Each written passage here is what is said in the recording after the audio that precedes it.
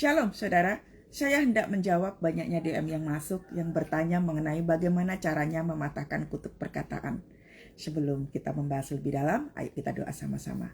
Tuhan, kami bersyukur kepadamu buat hari ini. Tuhan, rahmat-Mu baru bagi setiap kami. Terima kasih keadaan kami baik. Tuhan, kami mau sembuh dari luka. Tuhan, kami mau bebas dari segala ikatan-ikatan ketakutan.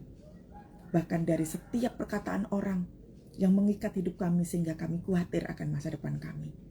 Bebaskan kami ya Tuhan, lepaskan kami. Bicaralah kepada setiap kami. Urapi hamba-Mu yang menyampaikan firman Tuhan. Kami rindu semua dibebaskan Tuhan dari orang-orang yang tidak bertanggung jawab atas perkataan-perkataan yang mengutuk dalam hidup kami. Bebaskan kami ya Tuhan. Terima kasih dalam nama Yesus. Amin. Saudara, kutuk itu bukan dari Tuhan. Jadi sebelum kita membahas tentang kutuk, saya harus kasih tahu kepada saudara semua bahwa jangan pernah mengutuk siapapun. Karena kutuk itu dilepaskan oleh iblis di dalam mulut kita supaya tujuan iblis atas hidup seseorang, termasuk dalam hidup kita, terjadi. Contoh, suatu kecil saya pernah, bapak saya dalam kondisi sangat marah mengatakan bahwa saya bodoh. Perkataan orang tua terhadap anak karena emosional, tapi tidak sadar bahwa kata bodoh itu adalah kutuk. Yang terjadi adalah saya bodoh, tidak naik kelas, nilainya tidak bagus, tidak juara, dan memalukan sekali dalam sekolah. Tetapi ketika sudah tahu firman Tuhan, sudah mengenal Tuhan, menerima Yesus secara pribadi, saya tahu bagaimana cara mematahkan kutuk itu. Dan terbukti bahwa ketika Tuhan memberkati saya bisa kuliah, saya bisa mendapatkan pekerjaan bagus, selalu posisinya bagus. Nilai kuliah saya bagus juga. Terbukti bahwa kutuk itu bisa dipatahkan. Oleh sebab itu, bagaimana Alkitab mengajarkan kepada kita, bagaimana seharusnya kita hidup, bagaimana Tuhan Yesus mengajarkan kepada kita untuk mematahkan semuanya itu. Ayo simak. Saya lebih suka dengan firman Tuhan dari kitab Yeremia ini. Bagaimana Anda dan saya diciptakan Tuhan, ada tujuan ilahi di dalamnya. Buka kitab Yeremia 1 ayat yang keempat ya. Yeremia pasal 1 ayat yang keempat. Perhatikan firman Tuhan berikut. Firman Tuhan datang kepadaku bunyinya. Ini Tuhan lagi ngomong sama Yeremia.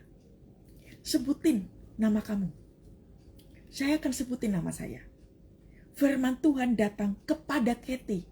Bunyinya, sebelum aku Tuhan membentuk Kathy dalam rahim ibunya Kathy, aku Tuhan telah mengenal Kathy. Dan sebelum Kathy keluar dari kandungan, aku Tuhan telah menguduskan Kathy. Aku Tuhan telah menetapkan Kathy menjadi nabi bagi bangsa-bangsa. Amin. Saya mengimani ini. Dulu waktu kecil, dengan penuh kemarahan bapak saya marah kepada saya waktu saya lagi belajar matematika gitu ya. Bapak saya guru matematika. Karena saya nggak pintar soal matematika, bapak saya dengan penuh kemarahan tanpa sengaja mengatakan, kamu goblok. Nah, banyak orang gak sadar bahwa waktu mengatakan kamu goblok itu seperti mengutuk. Perkataan-perkataan yang seharusnya tidak boleh diucapkan orang tua terhadap anak. Jangankan orang tua terhadap anak, terhadap orang lain pun kita juga gak boleh ngomong begitu. Karena tanpa disadari, itu perkataan yang diucapkan penuh dengan kemarahan, itu diubah oleh iblis menjadi sebuah kutuk. Apa yang terjadi dalam hidup saya pada waktu itu? Ya bodoh beneran. Nilai saya jelek, saya nggak pernah dapat juara seperti kakak-kakak saya. Saya tidak pernah punya rapot yang bagus, sampai orang tua saya malu untuk ambil rapot. Kutuk itu nggak cuma satu kata, goblok. Tapi ada kutuk lain yang terjadi, yaitu penolakan. Orang tua malu ambil rapot anak karena nilainya jelek. Sadarkah para orang tua bahwa ketika engkau marah terhadap anak, engkau menolak kehadiran anak karena nilainya jelek, engkau sedang melepaskan roh penolakan. Apa yang terjadi ketika anak dikatakan goblok, lalu kemudian orang tua menolak? Yang terjadi kepada anak adalah kebencian terhadap orang tua. Selalu ada sebab dan akibat. Selalu ada dampak sewaktu orang tua melakukan itu. Makanya saya mengajarkan kepada banyak orang tua, tolong berhati-hatilah dalam berkata-kata kepada anak.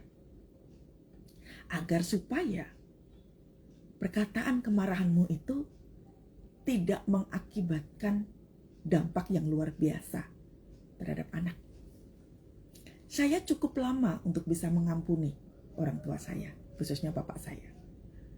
Yang pada waktu itu perkataannya cukup kasar, gak hanya kata-kata goblok yang diucapkan, tetapi ada kata-kata lain yang banyak terjadi. Dan itu mengikat kepada anak yang menyebabkan saya susah untuk mengalami pertumbuhan. Saya mau katakan bahwa ini bukan kebetulan. Tetapi begitulah cara iblis mengikat kepada seseorang, khususnya kepada anak, agar supaya tidak mengalami pertumbuhan. Karena iblis tahu, seperti firman Tuhan di kitab Yeremia ini, bahwa Tuhan mempunyai tujuan ilahi kepada semua ciptaannya. Percaya kan? Anda dan saya diciptakan Tuhan untuk sesuatu hal yang mulia. Ingat bahwa Anda dan saya diciptakan Tuhan serupa, seturut dengan gambar Allah. Karakter kita, cara kita bicara, punya masa depan, dan lain sebagainya itu serupa dengan gambar Tuhan. Tetapi oleh karena orang jatuh dalam dosa, tujuan daripada Allah itu dibelokkan oleh iblis. Iblis tahu bahwa Tuhan punya rencana indah buat hidup saya. Makanya iblis menggunakan orang lain, dalam hal ini menggunakan bapak saya, untuk apa? Untuk mengaborsi masa depan saya. Nah, jadi kata goblok itu tadi akan memunculkan dampak-dampak lain sehingga hubungan orang tua terhadap anak terhadap orang tua itu rusak. Gak hanya hubungan yang dirusak, masa depan anak juga akan rusak. Nah, itu bahaya kutuk. Jadi para orang tua, pahami ini. Jangan pernah mengatakan hal-hal yang negatif terhadap anak. Justru berlatihlah untuk membalikkan ketika anak, maaf ya, mungkin kurang pandai berbicara, kurang bagus dalam studinya, dan lain sebagainya. Berikan kata-kata support. Karena anak juga kebingungan dan ketakutan ketika dibilang goblok, ketika nilai rapotnya jelek, anak juga memiliki rasa takut. Apalagi kalau sampai orang tua nggak mau ambil rapotnya, akan timbul rasa kebencian karena dia ditolak. Makanya ada yang namanya spirit yatim. Kehilangan kasih Bapak. Ini berbahaya buat pertumbuhan anak. Puji Tuhannya bahwa waktu SMA saya sudah mengenal Yesus. Saya sudah tahu tentang firman Tuhan, dan firman Tuhan di kitab Yeremia pasal 1 ini betul-betul membangkitkan hidup saya bahwa saya tidak mau hidup di bawah kutuk perkataan orang tua. Ya, jadi pahami bahwa Kita itu waktu di kandungan ibu kita, Tuhan telah mengenal, menguduskan, dan menetapkan kita menjadi orang yang akan dipakai Tuhan untuk kepentingannya Tuhan. Jadi pahami sungguh bahwa Anda dan saya punya tujuan ilahi. Ada tujuannya Tuhan menciptakan kita. Jadi jangan pernah takut ketika engkau dikutuk sama orang tuamu misalnya. Seperti beberapa waktu yang lalu saya melayani seorang wanita. Wanita ini sering sekali mengalami pelecehan seksual. Ternyata dia waktu kecil sampai dikatakan maaf ya, lonte begitu sama orang tuanya. Lalu kemudian saya ketemu lagi dengan anak muda yang kesusahan cari pekerjaan karena ibunya suka mengatakan perempuan murahan. Nah, akhirnya anak ini tumbuh menjadi, maaf ya, dia jatuh dalam dosa LGBT. Dia nggak merasa nyaman menjadi perempuan. Dia kemudian menggambarkan dirinya sebagai seorang laki-laki yang akhirnya dia suka dengan sesama jenis. Berbahaya bukan? Bahwa kata-kata kutuk itu ketika dilepaskan. Nah, sekarang bagaimana caranya mematahkan itu? Yang pertama, pahami tentang firman di kitab Yeremia ini. Perkatakan itu berkali-kali. Tanamkan itu di hati bahwa akulah yang dikenal oleh Tuhan, yang dikuduskan Tuhan, dan yang ditetapkan Tuhan menjadi alat kemuliaannya. Percayalah bahwa ada tujuan ilahi yang Tuhan siapkan buat kita semua. Yang kedua, minta ampun di hadapan Tuhan karena sudah marah, sudah kecewa, sudah sakit hati. Mungkin kau dikutuk sama orang tuamu. Ampuni. Ampuni. Berjuanglah untuk bisa mengampuni. Karena lawan daripada perkataan iblis itu adalah kasih Tuhan. Dengan mengampuni, hatimu akan merasa tenang. Waktu engkau berdoa, hatimu akan penuh dengan ketenangan. Jiwamu akan teduh sekali.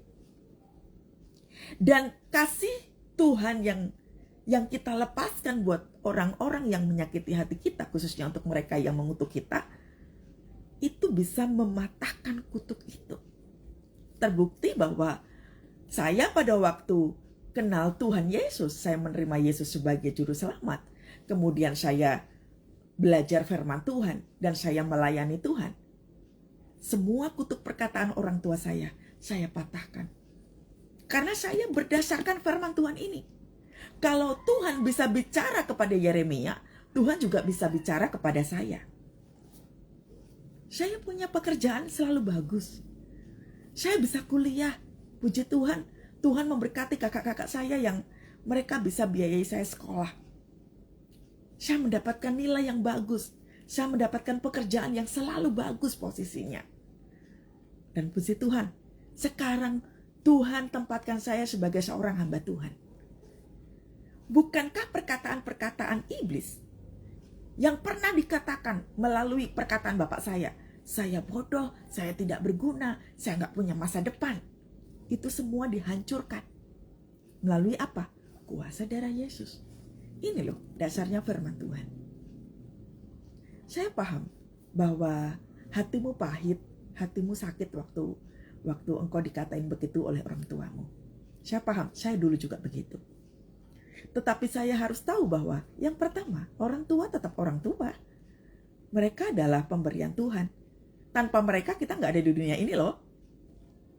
Yang kedua, untuk bisa memenangkan orang tua kita, ya harus lewat kita. Kita kan tahu firman. Kita yang tahu firman, kita yang diampuni dosanya, kita yang diterima oleh Tuhan kembali, kita hidupnya diberkati oleh Tuhan. Ya sekarang waktunya kita memenangkan orang tua kita.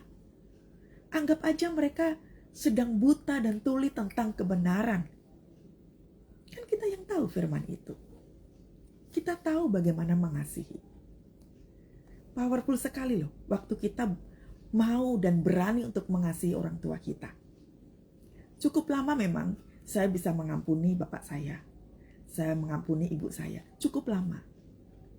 Tapi oleh karena kasih Tuhan yang menyebabkan saya pada akhirnya bisa mengasihi mereka dengan tulus. Kasih Tuhan itu yang memerdekakan hidup saya. Keputusan untuk mengampuni itu yang memerdekakan hidup saya. Jangan timbang-timbang dengan untung dan rugi. Saya tahu orang tuh susah mengampuni karena apa? Menimbang-nimbang untung dan rugi. Egonya dikedepankan. Tapi mau sampai kapan sakit hati? Karena menghormati orang tua itu tugas kita, itu perintah Tuhan. Jangan dikira bahwa itu hukum Taurat dan tidak lagi dilakukan di zamannya sekarang. No. Menghormati orang tua itu tugas kita, itu perintah Tuhan. Saya harus tahu itu. Saya harus berjuang bagaimana mengasihi kedua orang tua saya, mengampuni mereka dan menerima mereka kembali sebagai orang tua saya. Begitu kasih Tuhan berlimpah dalam hidup saya mengampuni mereka. Wow, rekonsiliasi terjadi. Dan lihat, Tuhan pakai saya dengan luar biasa. Sekarang ini. Yang Tuhan katakan melalui Yeremia ini terjadi pada hidup saya. Saya dikenal, saya dikuduskan Tuhan, dan saya ditetapkan Tuhan menjadi nabi bagi bangsa-bangsa. Nabi di sini bicara tentang apa? Sebagai alat kemuliaan Tuhan. Sebagai pembawa pesan tentang kabar sukacita. Yaitu sebagai hamba Tuhan. Coba kalau seandainya, pikirkan ya. Seandainya saya masih kecewa dengan orang tua saya pahit, saya nggak mau mengampuni, besar kemungkinan saya tidak tahu firman Tuhan ini. Besar kemungkinan tujuan Tuhan untuk menjadikan saya sebagai pembawa pesan ilahi itu buat banyak orang nggak akan terjadi. Ingatlah bahwa Tuhan itu punya agenda khusus buat hidup kita. Itu bisa kita gagalkan kalau kita memilih untuk tidak ikut Tuhan. Bisa kita gagalkan kalau kita memilih untuk hidup dengan cara kita sendiri. Kita diberikan kuasa untuk mematahkan kutuk itu. Makanya bagaimana cara mematahkannya? Pahami dulu firman Tuhan ini. Bahwa kita semua diberikan Tuhan suatu kasih, suatu tujuan ilahi bahwa ada kepentingan Tuhan di dalamnya waktu kita dibawa ke dalam dunia ini. Anda harus tahu bahwa Anda punya masa depan. Anda harus tahu bahwa Tuhan itu sangat mengasihi Anda. Sebagaimana Dia mengasihi saya. Tuhan tidak pernah mengatakan saya bodoh. Tuhan juga tidak pernah mengatakan saya, Kathy, kamu gak berguna. Gak pernah sama sekali. Bahkan sewaktu saya kena bullying dari teman-teman saya karena pada waktu itu saya kena sakit mental. Dan pada akhirnya saya bisa mengampuni mereka. Itu karena apa toh? Ini loh dasarnya. Sekalipun saya pernah sakit mental bertahun-tahun gak sembuh-sembuh. Ketika saya memperkatakan firman Tuhan ini, kemenangan itu yang saya alami. Saya bisa merasakan sebagai Yeremianya Tuhan. Perkataan iblis itu saya patahkan dengan firman Tuhan ini. Iblis waktu itu mengatakan bahwa percuma Kathy kamu hidup di dunia, kamu kan sakit mental. Percuma Kathy kamu gak akan pernah dipakai di gereja, kamu kan udah dibuang sama gereja. Percuma Kathy kamu bunuh diri aja, itu perkataan iblis. Tapi semua perkataan itu saya patahkan dengan firman Tuhan ini. Bahkan di kitab Yeremia dikatakan bahwa rancangan-rancangan Tuhan membawa damai sejahtera, bahkan sukacita. Masa depan itu ada dan harapan saya tidak akan pernah hilang. Itu kuncinya. Jangan pernah takut menghadapi apapun. Sekarang ini, keputusan ada pada Anda. Anda mau hidup sesuai dengan firman Tuhan? Atau terus-menerus merasa ini takdir, merasa gak bisa apa-apa, merasa gak layak dan lain sebagainya? Itu semua tipuan loh. Itu sifatnya menipu. Engkau berharga, engkau dahsyat, engkau luar biasa. Kalau iblis katakan bahwa Oh, aku miskin seperti ini karena takdir. Oh, aku hidupnya kayak begini karena orang tua aku seperti itu. Dulu aku dikutuk bodoh. Aku gak bisa apa-apa sekarang. Itu tipuan, saudara. Itu tipuan. Anda dan saya itu luar biasa. Mungkin secara akademis engkau kurang gitu ya. Termasuk saya ini secara akademis mungkin kurang. Tapi dalam hal yang lain Tuhan pakai. Ingat loh ya, bahwa Tuhan justru memakai orang-orang bodoh menurut dunia, dipakai Tuhan untuk memalukan dunia. Tuhan itu mencari orang yang mau. Tuhan memakai orang-orang yang mau melayani. Tuhan gak cari orang hebat. Tuhan gak cari orang yang merasa dirinya jago. Enggak. Tuhan justru cari orang yang sikapnya rendah hati, mau melayani, suka terhadap jiwa-jiwa, suka berdoa, suka muji nyembah Tuhan. Tuhan justru memakai orang-orang sederhana. Lihat, Yusuf itu orang sederhana. Daud orang sederhana. Mereka adalah orang-orang sederhana yang dipakai Tuhan dahsyat. Yusuf jadi penguasa Mesir. Daud yang tadinya cuma pengembala domba, dia dipakai Tuhan dahsyat sebagai raja di Israel. Itu bukan dongeng loh. Kalau seandainya saya masih meresponi hati saya penuh dengan kepahitan, penuh dengan kemarahan, mungkin saya nggak akan ketemu saudara sekarang. Mungkin video ini nggak akan pernah ada. Tapi karena saya meresponi firman Tuhan ini, makanya saya berani mengatakan bahwa kutuk itu harus kau patahkan dengan firman Tuhan. Tapi syaratnya adalah kau harus mengampuni orang yang sudah mengutuk itu. Karena kunci keberhasilan di dalam doa kita menjadi powerful untuk mematahkan kutuk itu adalah pengampunan. Kita kan sudah diampuni. Lambok ya sekarang mengampuni. Jangan hitung-hitung lagi. Karena ketika engkau terus menghitung untung dan rugi, justru engkau yang akan banyak rugi. Kalau enggak mau mengampuni, terus menerus terluka hatinya, engkau akan mengalami kerugian yang besar. Berhentilah dengan opini pribadi. Berkacalah kepada firman Tuhan ini. Amin. Jadi sekarang bagaimana? Yang pertama, pahami dulu ini firman Tuhan ini. Yang kedua, ampuni orang yang sudah mengutuk. Dan yang ketiga, mulai melihat ke depan. Kamu punya masa depan. Kamu mulai melangkah dengan iman. Jangan menoleh ke belakang. Biarkan Tuhan yang tuntun hidupmu. Mau menjadi seperti apa Anda dan saya, biarkan Tuhan, kehendak Tuhan yang jadi atas hidup kita. Amin. Ayo kita doa sama-sama. Tuhan, hamba-Mu berdoa untuk anak-anak-Mu yang hidupnya diikat sama kutuk yang pernah diucapkan oleh orang tua mereka ataupun dikutuk sama orang lain. Tuhan, dengan penuh iman, hamba-Mu berdoa biar setiap ikatan-ikatan itu dilepas oleh Tuhan siang hari ini. Bebaskan anak-anak-Mu ya Tuhan. Izinkan mereka merdeka siang hari ini. Izinkan mereka mengalami pemulihan hari ini. Sebagaimana Engkau bebaskan hamba-Mu Kathy ini Tuhan. Sekarang waktunya mereka mengalami pembebasan daripada-Mu. Di dalam nama Tuhan Yesus. Dengar kau iblis.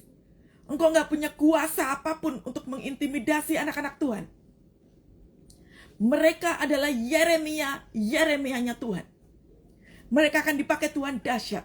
Dan sekarang waktunya. Ya Roh Kudus, panggil kembali anak-anak-Mu. Bangkitkan semangat mereka ya Tuhan. Supaya mereka tidak lagi melihat ke belakang. Tapi mereka sungguh-sungguh di hadapan Tuhan. Mau diubahkan hidupnya oleh Tuhan. Dalam nama Tuhan Yesus, hamba-Mu percaya ya Tuhan.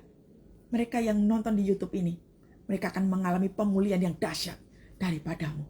Mereka melayani banyak jiwa. Mereka dilepaskan, dibebaskan luar biasa. Terima kasih ya Yesus, terima kasih. Engkau dahsyat senantiasa. Dalam nama Tuhan Yesus. Haleluya. Amin. Dahsyat. Selamat mengalami pembebasan daripada Tuhan. Beritahukan kepada saya ketika Anda sudah dibebaskan oleh Tuhan. Sampai ketemu lagi. Dan Yesus berkati, shalom.